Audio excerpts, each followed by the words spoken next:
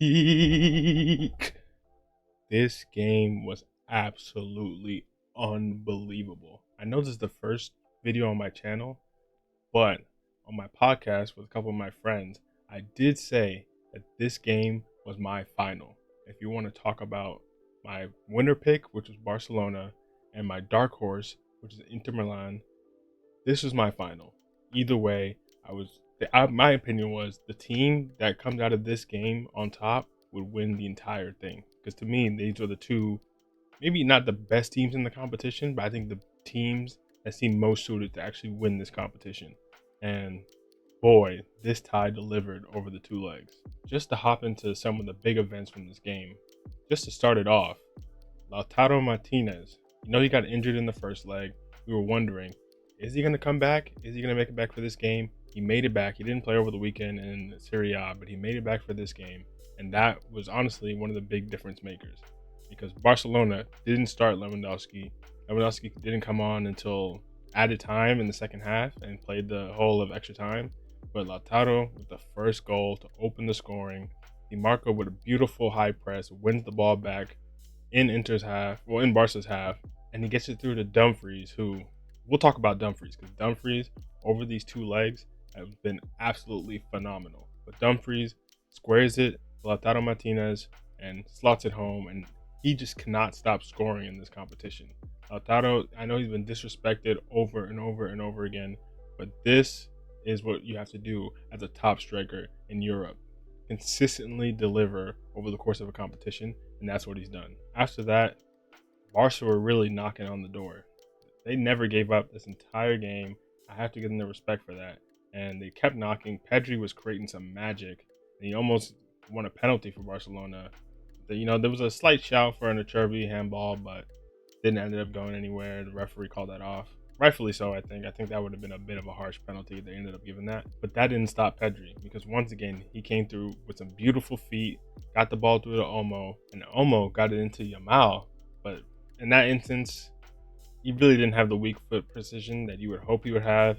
I know he's still, we could talk about Yamal for days, 17. There's a lot of development that can still happen with him. If he develops that right foot to be as strong as that left foot, he loves those Travella passes and all that kind of stuff. But if he develops his right foot, oh my God, the potential of him already, he's probably the best player in the world right now. Right now, he's probably the best player in the world. But in the future, he could be one of the greatest of all time if he becomes even a semblance of an amazing two-footed player. But there, he didn't have it. It kind of looked like the ball. If I'm him, I'm claiming that was a pass to Ferran Torres, but it was kind of in between Ferran and the goal. It wasn't a great finish. Mkhitaryan had an amazing volley that almost hit the back of the net. It was maybe a yard wide, but it was a beautiful strike. He hit it so cleanly from outside the box. His teammates didn't see it coming. The fans didn't see it coming. Barcelona definitely didn't see it coming. Szczesny did a little fake dive as if he was ever going to touch that. He was not touching that. But that was a great strike, but it did end up going wide. After that, Yamal, who was being double teamed the entire game, as he should be, he's a dangerous player, was consistently threatening Inter's defense. But he cooked his double team. They had DiMarco was his main defender and Mkhitaryan, who kept sliding over to help out with the defense. He cooked both of them. But Bastoni, one of the best center backs in Europe, once again, he just came through with a dominating tackle on Yamal, got that ball up out of there, and that was the end of that Barcelona attack once again. On the other end, Martinez played through. Kubarsi almost pulled off a world-class tackle. Unfortunately, ended up being a penalty. Once you see the replay, Martinez did well to get his foot just in front of Kubarsi's, so it actually was contact before he touched the ball. But disrespect to him for even going for that tackle because he was left high and dry, and he almost pulled off a worldy tackle to save that goal. But it did end up being a penalty, and of course, Hakan Çalhanoğlu on the pen absolutely slotted it home. Beautiful, amazing pen. Szczesny never had a chance, went the wrong way anyway, but there you go, 2-0 Inter, and it was looking just like the first game all over again. And that pretty much wrapped up the half. Honestly, it was a great half from Inter. I would say Barcelona dominated the possession, but in terms of actual chances, Inter had the better chances. They were more clinical when they took their chances, and really you could say Barca was in it, and they were for sure. Barca were never out of this game the entire game, but Inter made that first half look relatively comfortable for them at least. So you could say it made sense that Inter were up 2-0. But just like that first game, Barca were never out of it. And at that point, I started thinking, with the injuries to Barca, with being 2-0 down at the San Siro, and the major injuries I'm really talking about, obviously Lewa couldn't start, Balde at left back, Koundé at right back, and I would argue you could really make the argument Barca have the best left back and right back in Europe. I wouldn't say that's definitive. You know, you could talk about Nuno Mendes over at PSG. You could talk about Trent at Liverpool, maybe soon Madrid. You know, there's arguments to be made in those positions, but you could also make the argument that Barca have the best in both, and neither of them could play in this game, which I think probably did end up hurting them to some extent. But we'll talk about the replacements in a second. But to end this half, I was like, if Barca can come back from this in this position, what can't they do? Honestly, what can't they do? If they were able to come back and win this game, then who's picking against them in the final? Because that's really a team that's destined to win. In the second half, we did see an Acerbi goal. I feel like I'm saying that name wrong. Acerbi? I don't know. Acerbi? I'm not Italian. I'm sorry, but I do want to get the pronunciation right. So let me know in the comments how do you say his name properly. But I'm just going to call him Acerbi. His goal was offsides from the free kick. But after that, Barca stepped it up and they started revving it up and said, we're back in this game. This is our tie now. So we see Barca come back with Gerard Martin cross over to Eric Garcia, the two fullbacks who were coming in for Koundé and Balde, and they connect for the first goal. A beautiful, soft, clean volley into the top left corner from Garcia. And shout out to these two, because coming into this game, I'm sure there was a lot of doubters, but even me, I was worried for Barcelona. I was like, Koundé and Balde, I don't know how far you make it in this tie without both of them. Without one of them was one thing, but without both of them, it's kind of tough. But what a game from especially Martin. We'll talk more about him because he's, of course, involved later on as well. But also Garcia, he was getting himself involved in these areas. And that was a great goal for Barcelona to get right back in the game. And at that point, we see DiMarco go off for Augusto from Inter. And I think Inzaghi was starting to feel that pressure after that first goal. So that was a bit more of a defensive adjustment, seeing as DiMarco was really struggling with the amount over these two legs. So we see Augusto come in. And, you know, I wouldn't say he dealt with the Yamal necessarily, but at the end of the day, he didn't score. So you could say he did what he had to do. But off an Inter corner, a beautiful counterattack from Barcelona. Yamal over, bing, bing, pass. Ends up being pretty much a 3-on-1 in the box. Martin plays it once again to Garcia. And really, from certain angles, that's looking like an open net. But Jan Sommer with the amazing save. That is a game-saving save. Because although obviously Barca still went on to score, Inter went on to score again, and there were way more goals, you could argue that goal right there is what even allows Inter to be in the game late on in the game. So for me, that was an amazing save for everyone, and I would have 100% thought that would have been the 2-2. But that happened a couple seconds later when Martin with another cross, beautiful back post, almost free header, soft header across the goal. Beautiful. 2-2, and we have ourselves a game.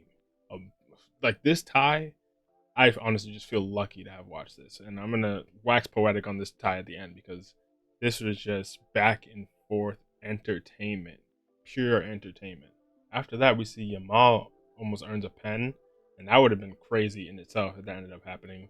I think it was, if I remember correctly, it was Mkhitaryan who fouls him, but it was right outside the box. You know, the contact, you could say it started to go into the box, but in the end, I think it was the right call for a free kick, and that ends up going nowhere. But Yamal was just proven to be dangerous over and over and over again. After that, we see a bunch of subs. You know, we saw Lautaro go off, who was, you know, causing a lot of problems, but I'm sure he wasn't 100% fit after his injury in the last leg. We see Darmian come on for Bisek. We see Taremi, who comes on for Lautaro. We see Araujo come on for Neo Martinez. Fermin Lopez came on for Olmo.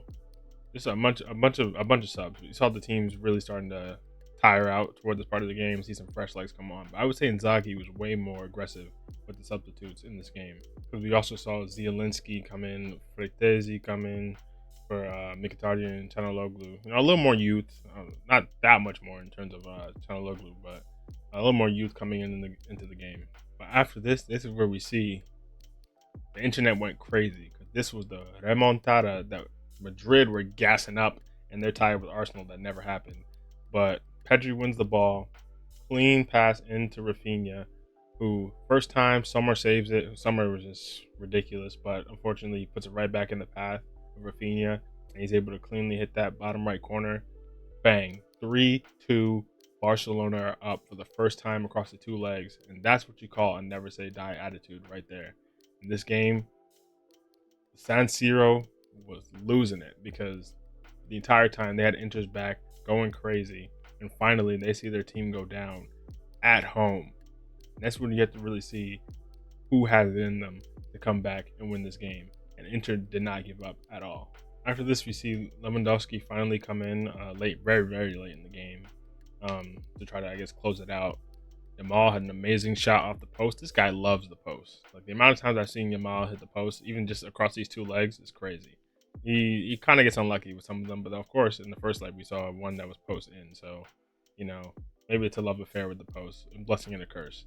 But to end this game, not the game, but to end regular time, at Cherby, the reason why I was trying to learn how to say his name, because he came in clutch. The center back pushing up to join the forward line when Inter were desperate to bring the game back.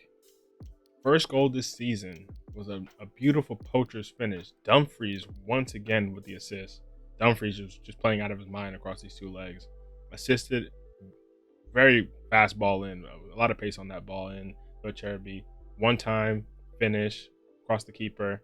Just, I guess near post, but just what a finish from a center back. Honestly, you gotta respect it for first goal of the season to come in clutch like that at home at the San Siro.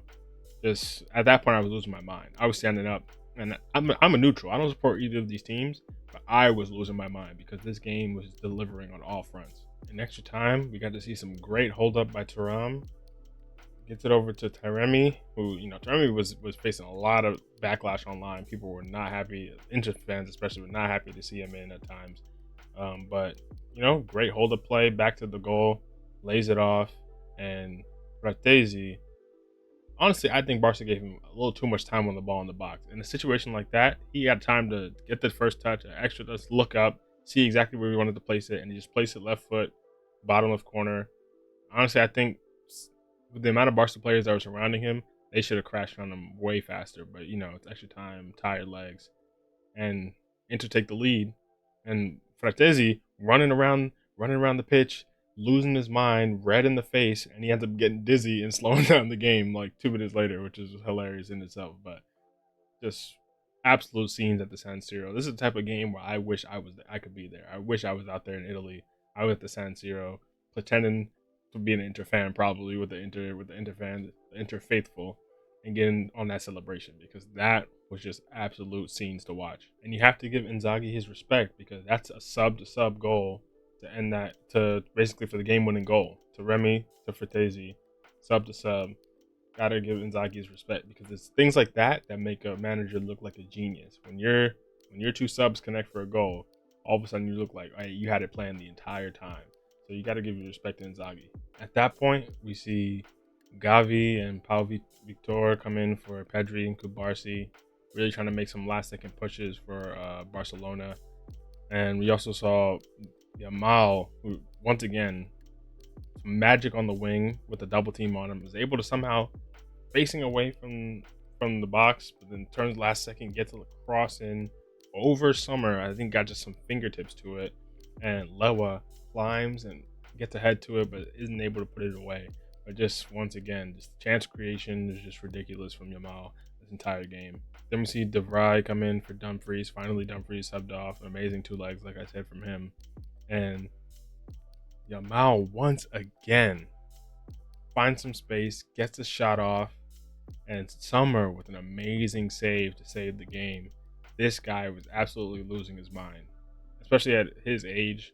It's just very impressive to see what Chesney as well, but to see what these two are doing, going band for band. But Summer just had the better game, honestly.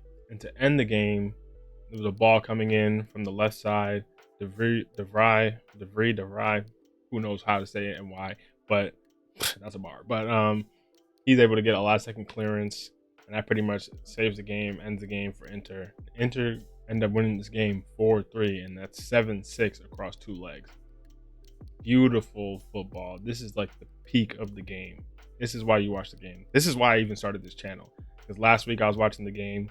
I was absolutely loving it. And I was like, I just want to talk about this game as soon as possible. I know I have a podcast with some friends as well, but we don't get to that as soon as the game ends. So I was like, I just got to put my thoughts out there about this game. So just got the setup, got the channel ready for this second leg. And this second leg was even better than the first leg. So I just feel lucky to be even able to witness his greatness. This is an all-time great Champions League, two legs, great tie, great match, everything. And I'm lucky to be able to watch something so amazing in real time. So I'm glad to be able to talk about it as well. But let's get into some of the player performances from this game. Like I mentioned earlier, Lautaro, I don't know if I'm saying that name right either. I struggle with some of these names. I'm sorry, guys. Don't hate me. But Lautaro just can't stop scoring. I'm really glad he's shaking this narrative about him not being a big game player. And to an extent, at a point in time, it was kind of true.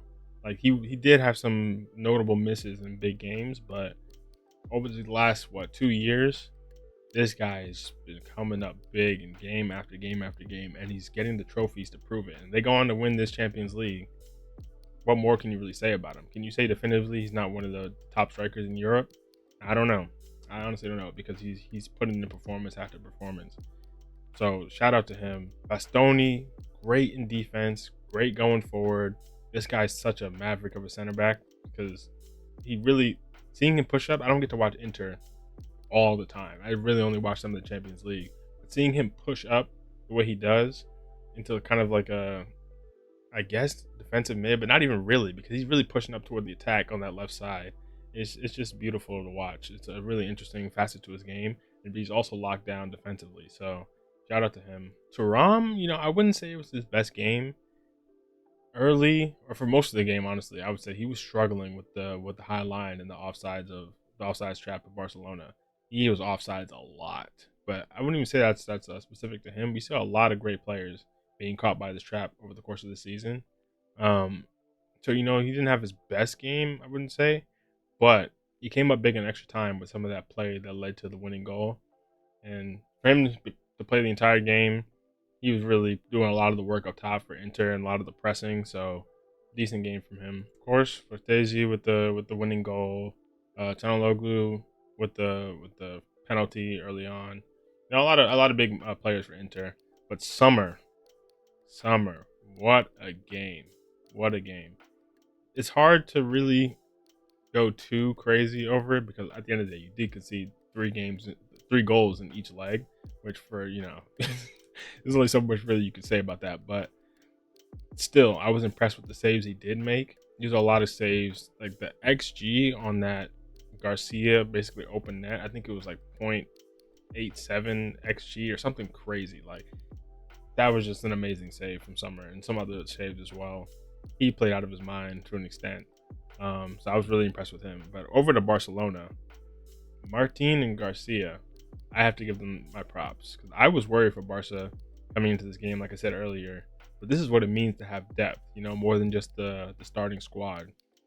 No Balde, no Koundé, but Martin and Garcia did what they had to do. And especially Martin, the clearances, pushing forward, he was great on both ends of the pitch. And he had 2 assists, and almost 3, honestly. If it wasn't for that Summer save, he almost had 3 assists for a non-starting left back. Honestly, it was really impressive from him. And Garcia, give him his respect. He got his goal, and he was trying to make stuff happen in those forward areas. He had an early cross that he had that Ferran Torres was trying to finish while he was wrapped up with a Cherby, I think, but didn't end up going anywhere. But he was trying to make stuff happen as well. He was making a lot of overlapping runs with Yamal. So shout out to both of them, because my expectations were not super high, but they both impressed me a lot. And I'm sure that Martin heard a lot of the talk and the doubt coming into this game. but he came to play. He came to play. He used that as motivation because he did not have the best first leg, but he came to play today. I will say though, Fort, who came in for Garcia late in the game, not his best cameo, if I'm being honest. I wasn't too impressed with him. I understand the occasion though; it's a massive occasion at the San Siro with the way that game was going. I'm sure the composure wasn't completely there. He had a couple wayward, passes and shots and stuff, but I'm sure he'll be better in the future. But that wasn't the best from him, in my opinion. Inigo Martinez, he was solid, cleaning stuff up all over. Kubarsi gave away the pen, but I think he still played well, honestly. I love his versatility. He was playing on the right when he was playing with Inigo Martinez, but playing on the left when he was playing with Araujo, who came in. Kubarsi is going to be a stalwart of this defense for the next decade, at least. So shout out to him. Pedri, once again, when he's on the ball, good stuff happens with Barcelona. A lot of the great stuff that happens in their attack either starts with Pedri or Yamal. And Pedri also was clearing stuff up, winning the ball back. Just beautiful. Honestly, he's the best midfielder in the world, in my opinion, at least this season. It really should have been in those Ballon d'Or conversations. I'm not sure he will be now that they're not going to win the Champions League. But still, they go on to win the league. They already won the Copa del Rey. There's serious arguments to be made, but it's tough for midfielders, even though Rodri just won it. People aren't really talking about Pedri the way they should be, in my opinion. But once again, a great performance from him. But of course, the guy I really want to talk about, the guy everyone wants to talk about, the best player in the world, pretty much, Lamine Yamal. Once again, just an amazing game. You could say, "Oh, Yamal didn't score. Yamal didn't assist. Where is he? He's not a big game player." If you actually watch the game, the amount of chances he creates out of nothing, just his dribbling, despite being doubled the entire game, getting fouled constantly, it's honestly just a beauty to watch. And I'm lucky to be able to watch this guy now and imagine what he is in 5 years, 10 years. It's ridiculous. He's consistently dribbling out of the double teams, and he's unlucky to always be hitting the post. But even if he didn't have a goal involvement, a direct goal involvement in this game, he could not hang his head because he played super well, in my opinion. And I'm curious to see if he comes back with a vengeance next year, because this Barca window, just to talk about Barca real quick, they're still super young. That's the interesting thing with them going up against Inter. Inter's an old team, and their window is probably closing pretty soon, depending on how they refresh his team in the upcoming windows. So, in a way, you have to be happy for Inter. As a neutral, I'm sure Barca fans are burning, but as a neutral, you have to be somewhat happy for Inter, because you don't know how many more cracks at the apple they have with this setup, with Inzaghi, and these players. Obviously, some of their key players are still not the oldest, but some of them are. And we don't know how much longer that's going to go. So Inter are capitalizing while they can. And Barca, they're going to be back next year. They're going to be back the year after that. They're going to be back 5 years.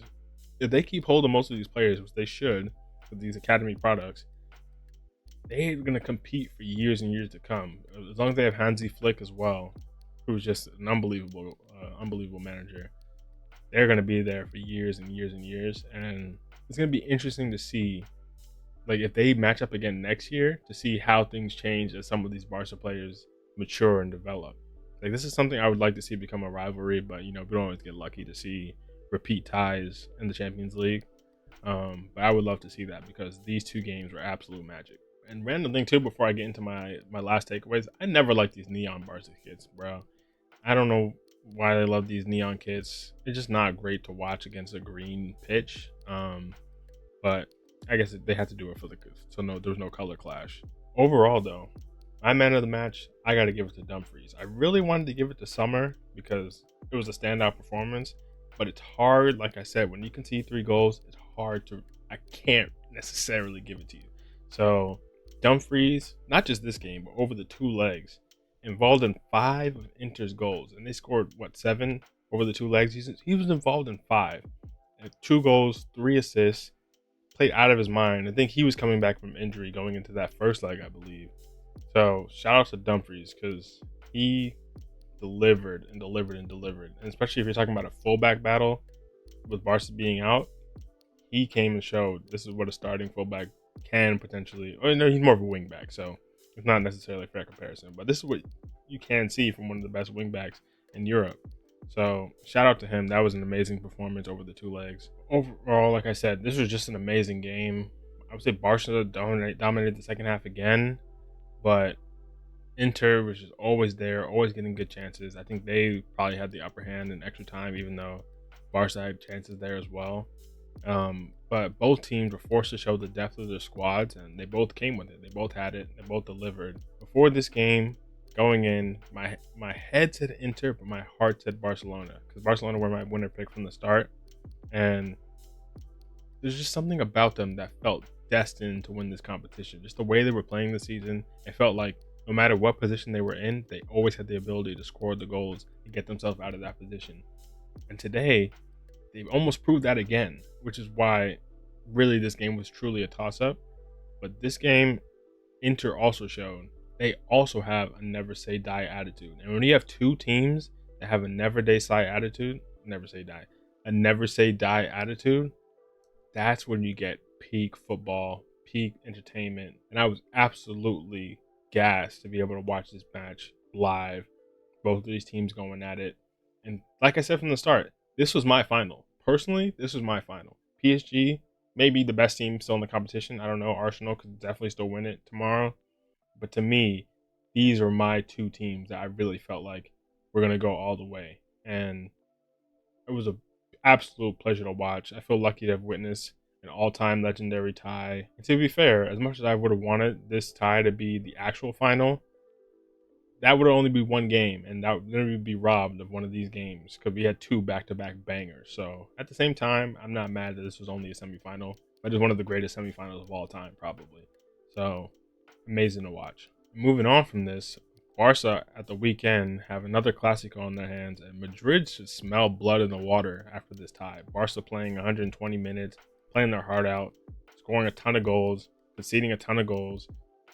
And even after the game last week, which was also super high intensity, Madrid should say, oh, this is our time to strike, and they could potentially get themselves right back there in that league title race. So that's one to watch on the weekend. But Inter, I'm absolutely happy for them, even as a neutral. Like I said, this is an older team, so the window might be closing. We'll see exactly how that goes in the future, but you got to be happy for this team going to another final, 2 finals in 3 years. That's amazing. The Serie A might just be back, maybe some 2000s type beat. But shout out Inzaghi. You got to respect it. 2 finals in 3 years is nothing to laugh at. He's clearly one of the best coaches on the continent. Are Inter one of the best teams in Europe? They have to be. They have to be. I mean, of course, they were going to another Champions League final, but I feel like a lot of people would still have slept on them coming into this competition. A lot of people picked Barca, like me. Probably even more people picked Madrid. But Inter were always there for a knockout competition. They're always there. Even if they don't end up winning Serie A, if that goes to Napoli with Scott McTominay becoming the greatest midfielder of all time, still, in knockout competitions, this team is dangerous. And going into that final, whether it's Arsenal or PSG, I think it really does depend on who it is, because those are two completely different stylistic matchups. But you have to say, Inter could be the favorite to win against either of them. So shout out to Inter, happy for them. Shout out to Barcelona, who played great football, even if they didn't win. That's entertainment. That's entertainment. That's what we come to watch, especially as fans, but even as neutrals. If you don't care about which team wins, you want to see a great game.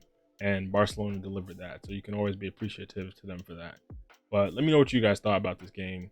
Thoughts in the comments. I'm sure there are a ton, because this was, like I said at the beginning, peak fiction. Or non-fiction. You couldn't write this. But let me know what you think in the comments. Let me know what you think about tomorrow's game.